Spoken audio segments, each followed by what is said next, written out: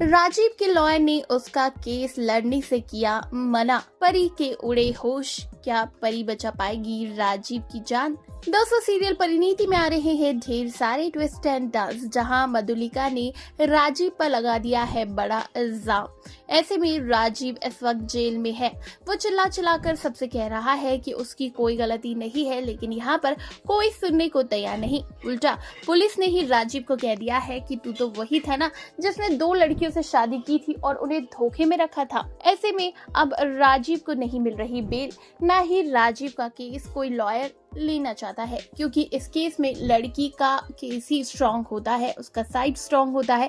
इस वजह से अब राजीव बहुत बड़ी मुसीबत में फंस गया है। ऐसे में नीति ने राजीव की मदद के लिए एक लॉयर को अरेंज कर दिया था, लेकिन अब इस लॉयर ने भी हाथ पीछे खींच लिए है और केस लड़ने से कर दिया है मना।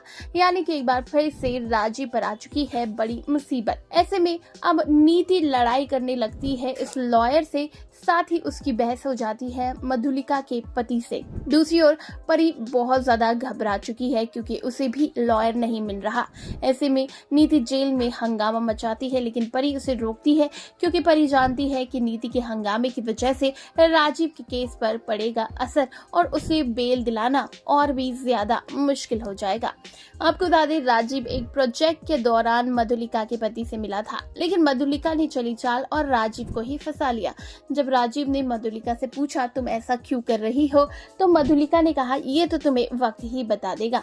मधुलिका ने राजीव को नशे की दवाई दी और उस पर इल्जाम भी लगा दिया, पुलिस को भी बुला दिया। ऐसे में अब नीति बहुत ज्यादा भड़क जाती है और कहती है राजीव ने ऐसा कुछ भी नहीं किया है, और मधुलिका के पति से लड़ने लगती है नीति। ऐसे में शैली और परी नीति को यहाँ पर रोकते हैं। यहाँ पर शैली भी राजीव की मदद करना चाहता है, क्योंकि पूरा परिवार बहुत ज्यादा दुखी हो गया है और स्ट्रेस्ड है। अब देखना होगा परी कैसे राजीव को बचा पाएगी, राजीव को मिल पाएगी बेल। क्या लगता है आपको इस बारे में? नीचे कमेंट सेक्शन में जरूर बताइए।